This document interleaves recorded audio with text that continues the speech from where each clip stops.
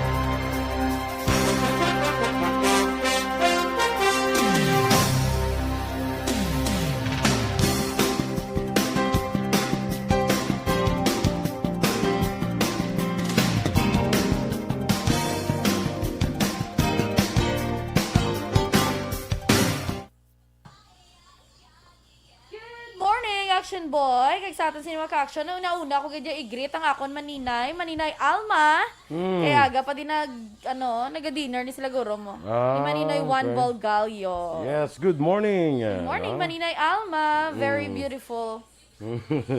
Bisan ka kaon, siya ga-posing niya mo na. Kana iya. Buta na rin, pati siya may terms na. Ano man? Photogenic? Ray Barrioga, good morning dara sa imo. Kaya Masito Fago, Dennis Richard Tibor Roma. Happy birthday ko kay Aksyon Rex Cantong. Yes, happy birthday Aksyon Rex. Tapos ka naman ng mga lechon ay. Halin pa kagapo. Amo ganing nga dili ko jutay nagbulig pa ko hakwat. Ay amo na. Tapos nga doon nakapula kayo gamay. Nakapula ka gamay. Utod ka sa birthday mo. In kwan siya mo in consonance. In accordance. Accordance. Happy birthday nasa kay Aksyon Rex Cantong.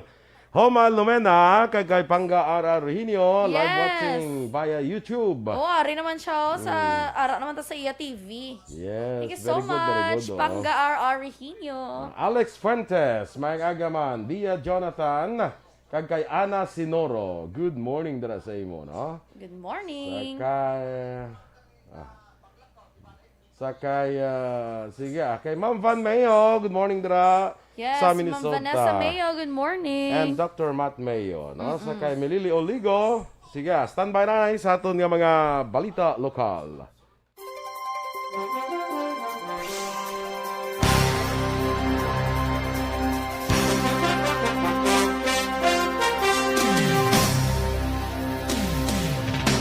Aksyon Balitang Bayan Numero 1.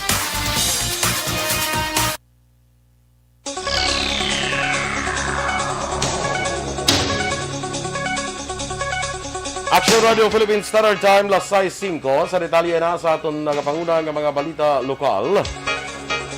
Umpisa September 27 tubtob 30 sa University of St. Lasal magapatigan sang voters registration ang COMELEC Bacolod. Sa interview sa Aksyon hotline, ginapahayag ni Bacolod COMELEC Election Officer Attorney Katrina Kanya nga sa University of St. Lasal magadiretso sa mabot nga Lunes sa maluyag magparehistro. Nagpadugyan man si Kanya nga magsuksok sang bayo o komportable apang presentable man agud malikawan ang pagkatrasar sa rehistrasyon. Naibaluan tubtub kahapon nga adlaw sa Ayala Malls Capital Central nagapatigan sang rehistrasyon ang Bacolod COMELEC kag karon nga adlaw Sabado sila magasaylo naman sa SM City Bacolod. Sa karon si Attorney Adrian Arellano ang temporaryo nagadumala sa Bacolod COMELEC tubtub ini sa karon nga adlaw September 25. Nagresulta naman sa siyamang missing kag 25 na rescue matapos naglugdang ang isa kasakayan pandagat sa Sangkan FB alauna sang kagahon Biyernes sa tunga-tunga sang Sicogon Island kag Carles Iloilo. Sa interview ni Aksyon Radio Cadiz correspondent Roger Gutib sa kay Philippine Coast Guard Negros Occidental Head Captain Ludovico Librilla Jr.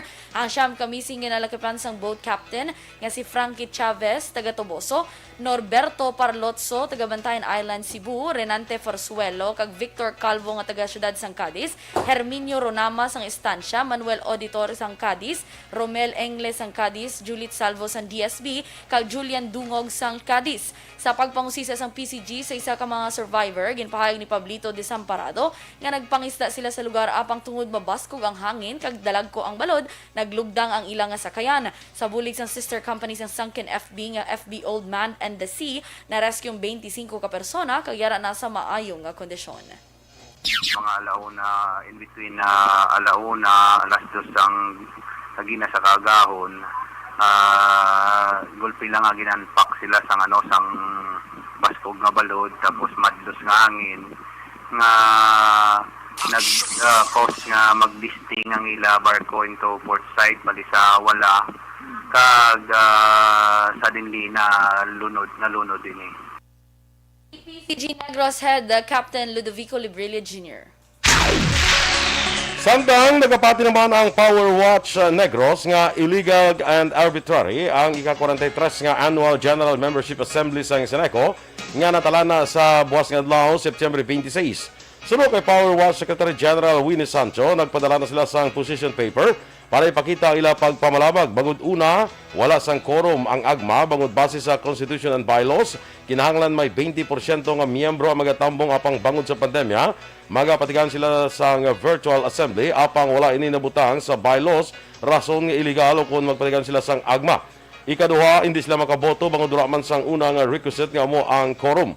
Nagapati man ang grupo nga kuhaon nila ini nga kayunan nga maproseso agud maaprobahan ang mga agenda ang gindihon sa mga board of directors nga posible makaapekto naman sa mga konsumidor. Sunod sa grupo ang pagpatagan sang agma isa ini kapaglapas sa standard health protocols kag mga pulis ang inapatuman sang Department of Health kag sang Interagency Task Force.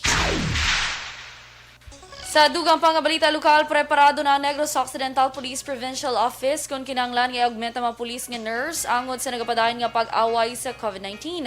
Sunod kay NOCPO Deputy Spokesperson Lieutenant Abigail Donasco, may 46 ka police nurse ang NOCPO nga pwede magamit anuman nga oras. Tinalikdan nga binulan, gin-augment na ini sila apang ginkuha na sa nagkalma ang COVID-19 o kung naghaganhagan ang COVID-19 sa probinsya. Una diri nagmando si PNP Chief Guillermo Elezar sa kapulisan nga i-augment bangod sa pagsaka sang kaso sang COVID-19.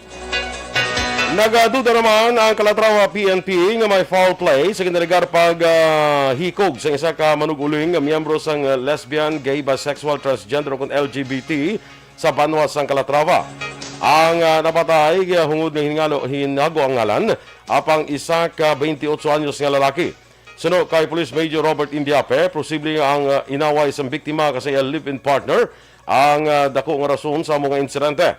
Doon ang panindiape, padaan nila maidid ng investigasyon sa pagkuha pa sa mabakod ng ebidensya para matudlo ang suspetsado.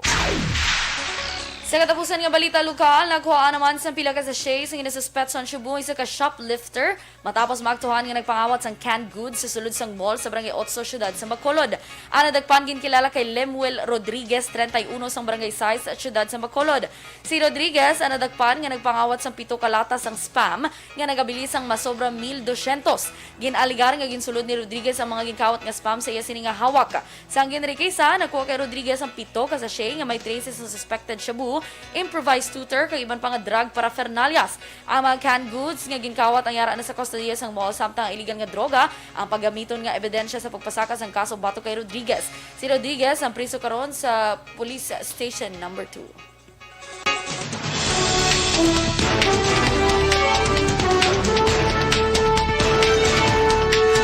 DOH ginausisan ang pagnubo sa kanamuon nga sa ginapatigan nga COVID-19 test sa Metro Manila kag anong pa ka mga rehiyon.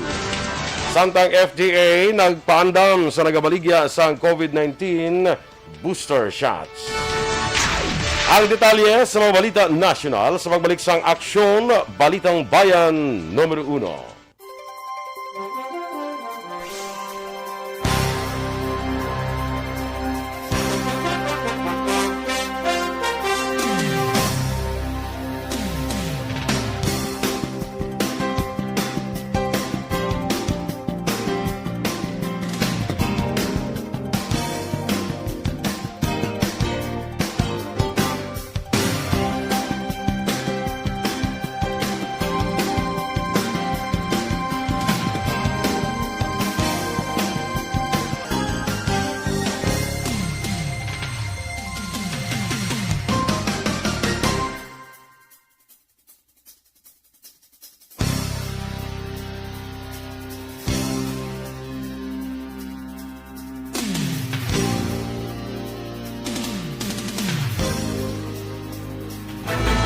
Don't not just throw away questions and statements. Kasma ng aton siling nga Facebook page pagiya sa Aksyon Radio.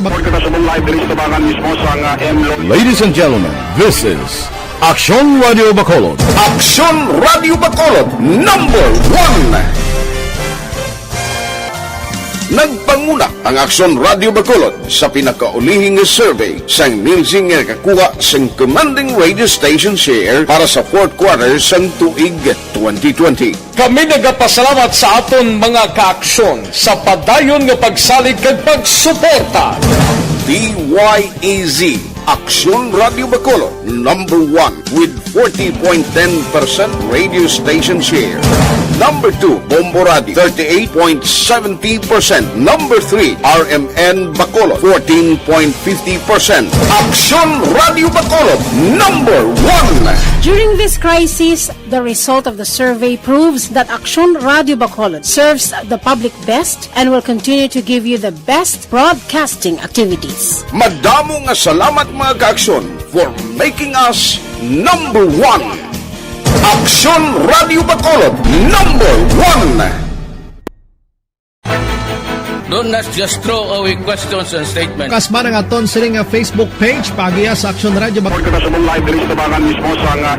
Ladies and gentlemen, Happy birthday ko no kay Action Rex, salin kay Athea Kim Iriman. Oo, Philip Isulat, good morning man from Buen Retiro, Talisay. Yes. Suzette Alunan, kag kay siling ni Dennis niya, good morning beautiful girls, Mommy M. Aboso and Company. Wow. Good morning man, Team Boys in Action. Ikaw walang leader. Siya, ha? Ikaw walang leader. Sa Boys in Action? Team Boys in Action. Ay, galing. Ako lang kuro ilang mga trainer. Tres. Mentor. Mentor. Yes. Star Mayo, Ma'am Van, happy Friday. Kag Doc Mayo. Doc Mayo, hope you have a beautiful weekend from us here in Rochester, Minnesota. Yes. Okay. Sige, go. Pang-RR, may agaw, NBTB Warriors, Mayor Emmanuel Aranda, good morning. May Stofago, Melilioligo, of course, happy birthday mga kay Action Rex. Sa moment si Ma'am Ana Sinoro.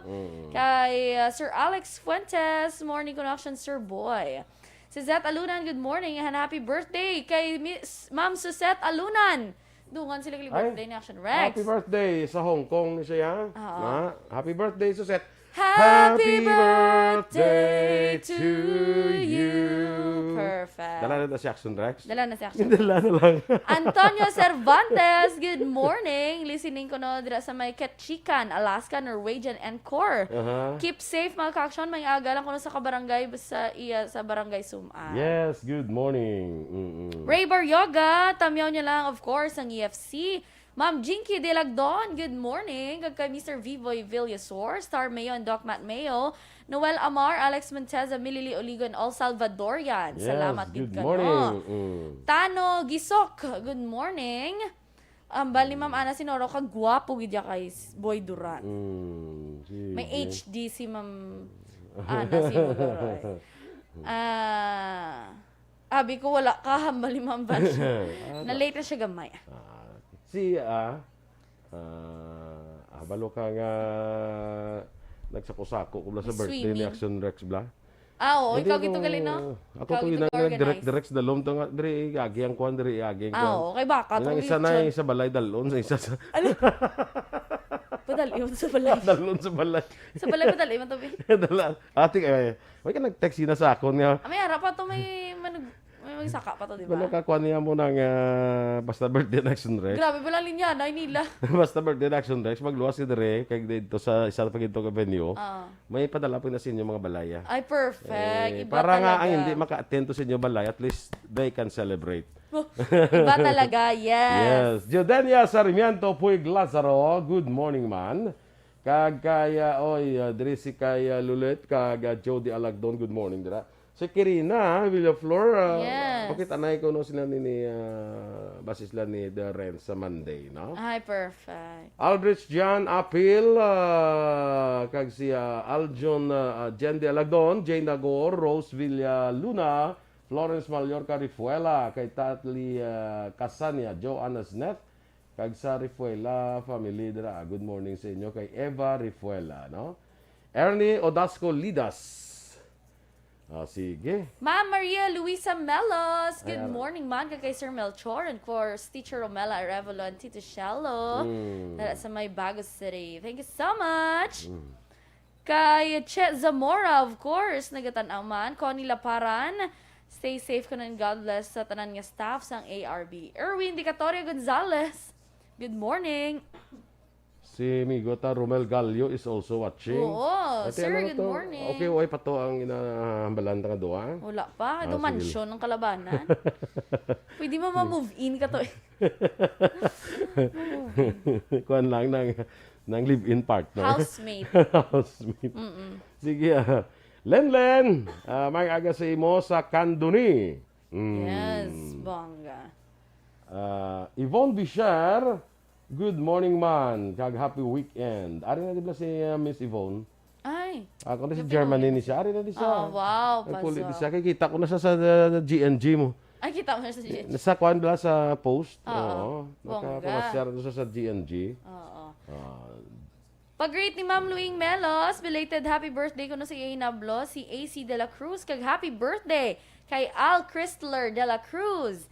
Happy birthday to you. Yes, Ruben De La China. Sino ito may birthday? AC De La Cruz gali, no? Sige. Ay, basta, Chrysler dali lang. De Cruz. Basta ako ni Danay. Ara ka Action Eden sa Monday. Sa station, padalaan, taka empanada ko. Ay, makadtugi ko sa Monday, ma'am. This is day off ko. Sino na? Si Ma'am Jinky na. Ito ba na ilang empanada? Thank you so much, Ma'am Jinky. I'm looking forward. Looking forward. Advance, thank you so much. Amo itong paborito ko sa DSB, inyo empanada. Correct. Ako lang bala. Ay, lapat pa rin, Ako lang. Hindi sa kupon ka lang na iya. Asa ko po? Kaya kabalo na si Miss Jinky, ari ka bidiya mo. Amo So, na. kaya Okay. Kaplab, siya nga dansi mo, hindi siguro ko na. Wala, hindi pwede day off ko na. Ikaw na wala day off. Lunes sa Domingo, ari ka diyan. Helen Elverio Lacio sa kay Jeril Gadudo. Mark Moises. Sige, standby na sa mga balita national.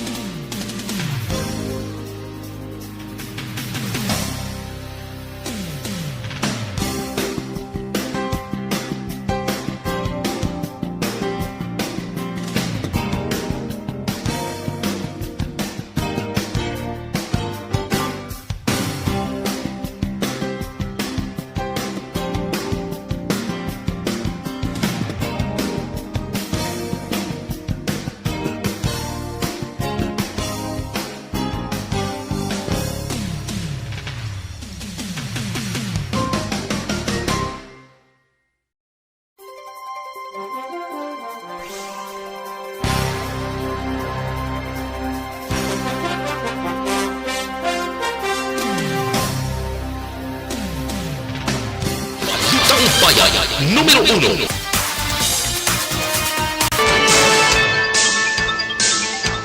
Aksyon Radio Philippine Standard Time, las 6:23 sa Italia na sa aton mga balita nasyonal.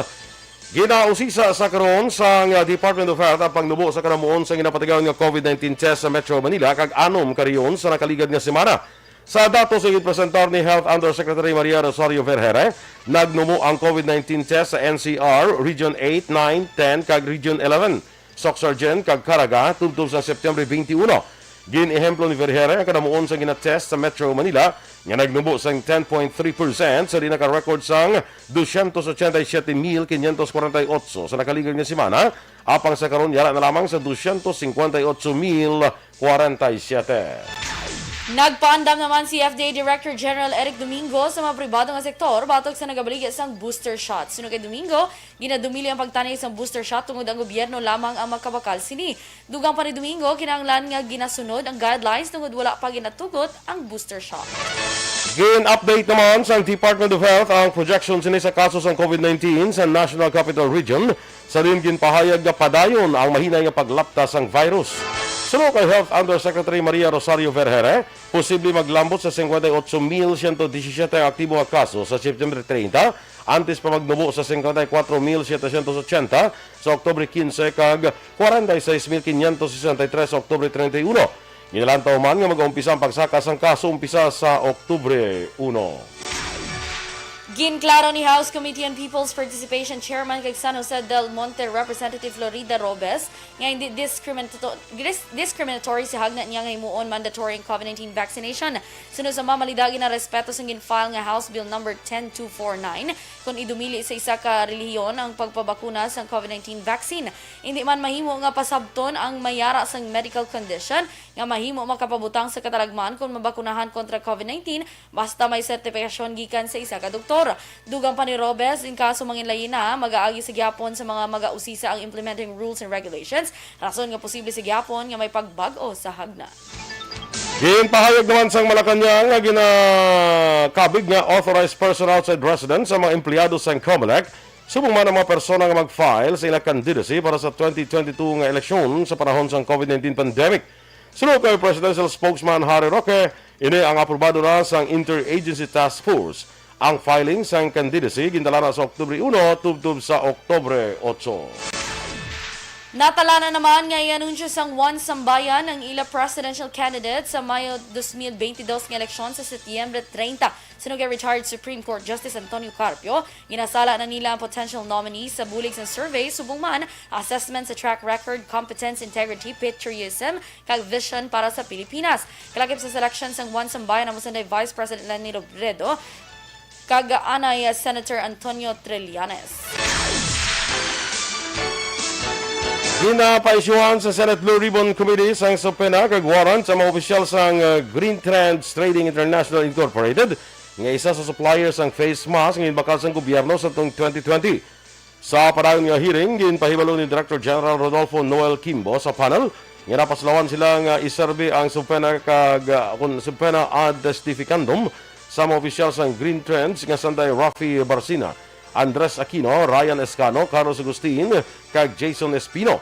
Dunga pa ni Kimbo, wala nag-isister ang address nga gindeklarar na day Espino kag Agustin. Sa katapusan nga balita nasyonal, patay naman ang duha sa apat ka tripulante matapos na suffocate sa sulod sang shaft sang ila barko. Sulod sa PCG, ginkalala ang duha ka napatay nga sanday Ramil Sanico kag Renato Sanico, pareho ka cruising MV Lady of Good Voyage. Padulong sa syudad sa Cebu ang barko sa naguba ang propeller shaft. Rason nga ginsulod inisang tubig. Nagresponde naman ang Coast Guard District Southern Western Mindanao kag indala mga tripulante sa ospital apang ang duha ang ginbawian sang kabuhi.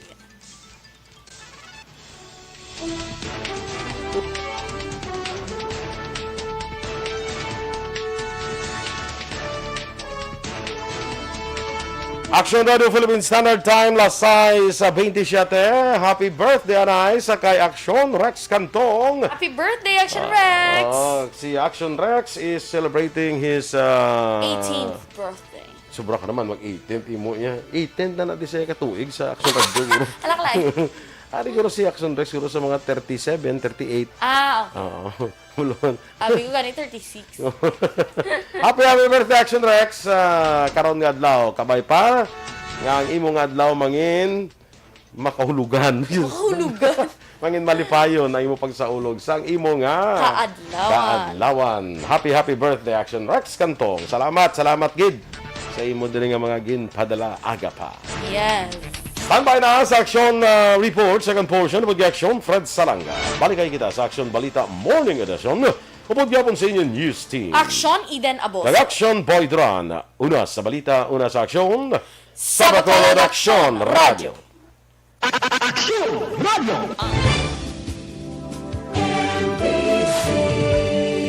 Manila Broadcasting Company. Sa balita. Komentaryo. Issue.